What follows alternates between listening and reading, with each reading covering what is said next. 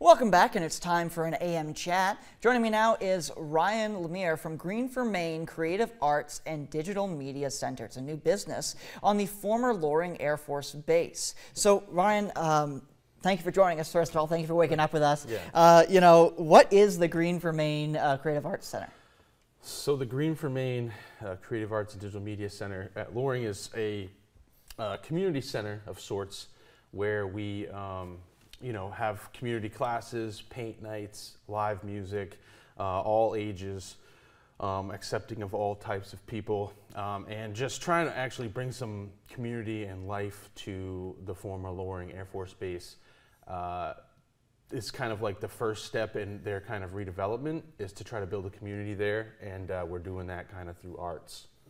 Yeah, so how did you guys get started? How did this entire project get started?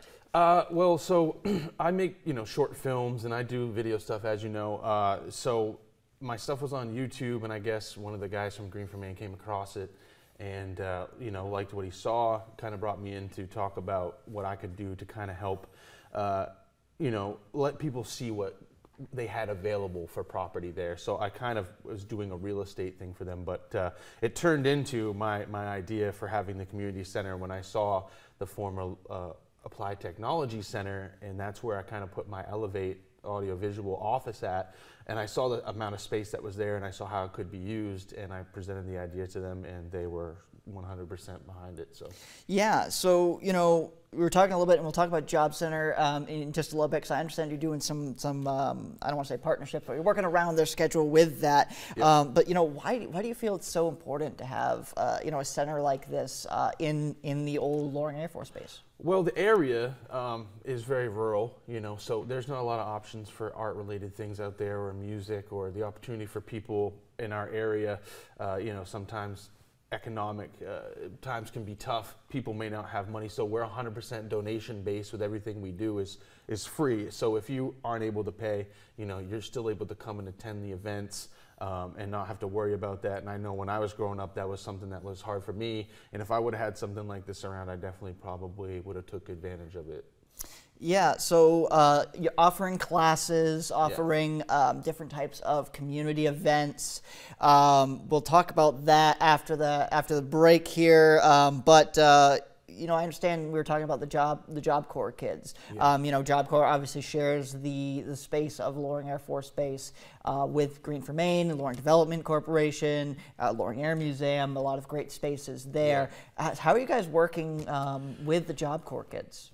So we work pretty closely with them now with the rec department, and they're pretty much handling, the outings that they do. So we're trying to incorporate things for them like, going on hikes, but incorporating photography into the hikes, or doing these live shows. They've come to every live music show that we've had, the art exhibits. They participate not only in our open mic stuff that we've had, but they purchase art, they donate, so they're active members of the community right now for us. So we value them a lot, and their input is great. So we take input from them. What do you want to learn? So we can present classes to them, because I can set up a schedule, all day long, but if I'm not exactly sure what people want to learn, then I could just be doing it for nothing. So I ask everybody, hey, what are you very interested in? That way maybe I can cater something to, be more specific. And I do offer private lessons on things like photography, audio production and stuff like that, separate from what we're doing for free over there. But I like to try to keep it in a classroom setting,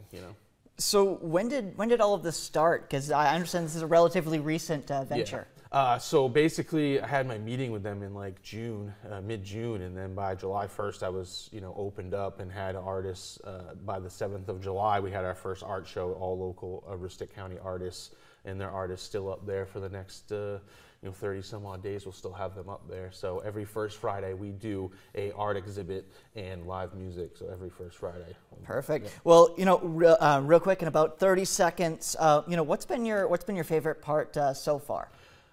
Doing the shows, the live music, because I'm music background basically, so 24 years of making music, and then having this kind of come back around. I hadn't done it for a long time, and now I'm back to kind of doing the music thing. So being able to find Aroostook County artists and give them a space to do their music has been good for me.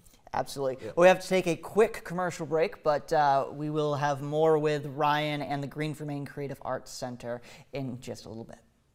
Welcome back. We're continuing our AM chat here with Ryan Lemire from the Green for Maine Creative Arts and Digital Media Center. So what are some of those events that that we were talking about? I know you said there was open mics, there were some paint classes. Yeah, so we have a full calendar of events up at our website, which is g4mcreativearts.org. And you can find us on Facebook too. But basically the events are recurring, so on a monthly basis we hold them pretty much on the same days. So we have our first Friday event, which is always like an art exhibit, which starts around noontime and goes till about 7, and then we have a hip-hop showcase at 7 p.m. that goes till around 9 or so. And the events are free, donation-based. We suggested donation of $10 usually for all of our events, but yeah, we'll have food trucks on site. I think we have mini Winnies there for this coming first Friday event, and then every Saturday we have either a hip-hop showcase or other genre of music, or we do an open mic, and they alternate. So the first Friday would be the show, and the next Saturday would be an open mic, and then the next Saturday would be another show, and then so on and so forth. And then, on Saturdays and some Sundays, we do classes such as photography, how to learn audio engineering, video production, basically anything anybody wants to learn that has to do with cameras or audio gear or anything like that. We have a full service audio recording studio there on site.